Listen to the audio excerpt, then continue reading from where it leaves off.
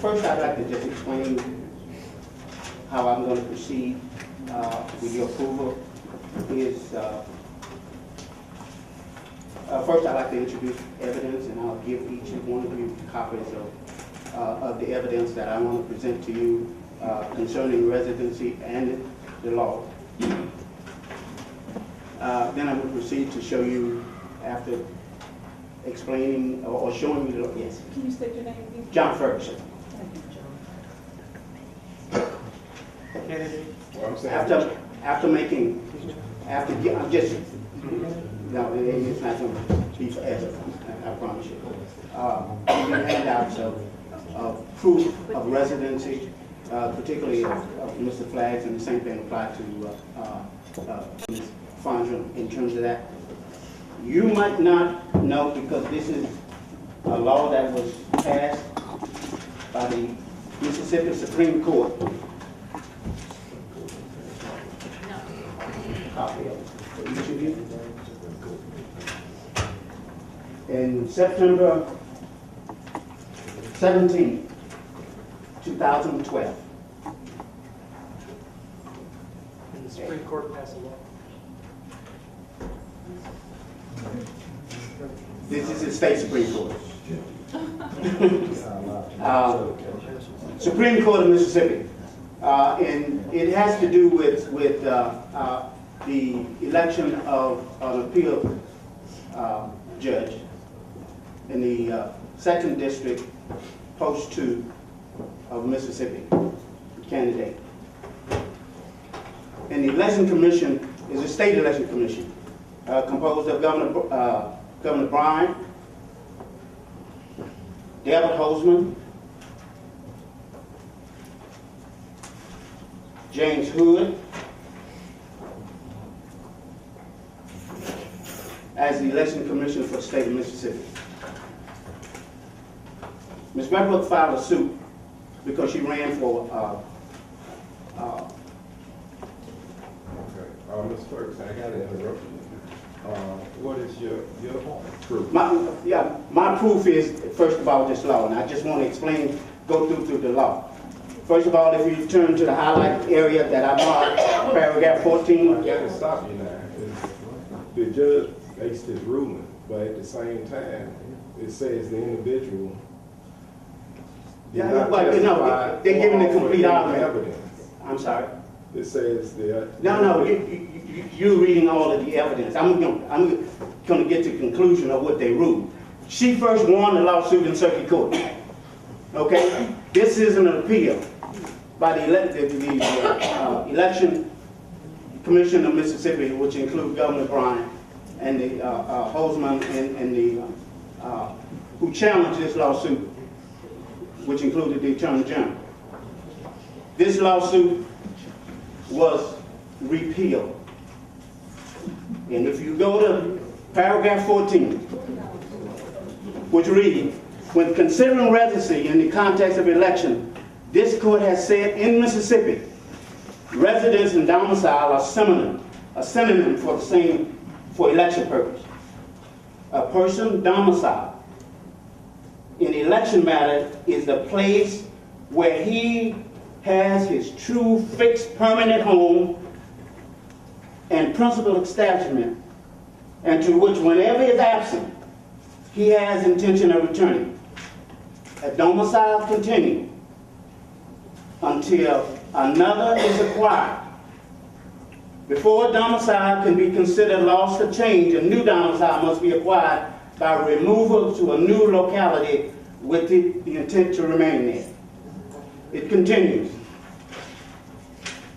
The determinations of person's permanent home and principal establishment turns on actual proof of a person's living arrangement. It is not satisfied with a simple declaration that one intends to be a resident of a particular county. The candidate considered himself an official resident of the district. The court rejected that. He must actually reside there permanently. Paragraph 15. In Westbrook brief, before the circuit court, she attached 2 documents in an effort to prove that she now resides in District 2. She attached a residential lease agreement for resident in Durant, Mississippi, which was executed on September 11, 2003. Westbrook also attached an application for utilities, electric, water, sewer, and garbage service, which she signed on September 14, 2002, that a list addressed in Durant. Paragraph 17. The last sentence at the bottom. We, meaning the Supreme Court, said that the determination of a person's permanent resident and principal establishment turn on actual proof of personal living arrangement. Based on this complete lack of evidence presented, we find, that is the Supreme Court, that the Circuit Court error in concluding that the petitioner does not reside within this district, as this filing clearly against the weight of the credible evidence. In conclusion, the Supreme Court said, we find that a candidate for the office, in this case it was the Court of Appeal for the state of Mississippi, must reside in the district for the office they seek. We further find that Westbrook has not met this residence requirement. Therefore, the Circuit Court error in finding Westbrook was a qualified candidate. The Circuit Court ordered and granted permanent injunction. An order granting declaratory judgment is hereby vacated. The injunction is and was resolved. Okay. That's the evidence of what the law is. That's Mississippi State, and that's as of September 17, 2012, 7 months ago. Now I'd like to present to you evidence of George Flagg's residency and why he should not be qualified to run as mayor for the city of Vicksburg.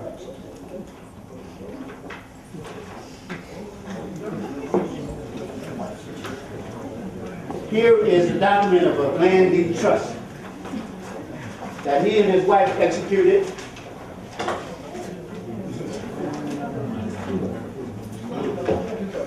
on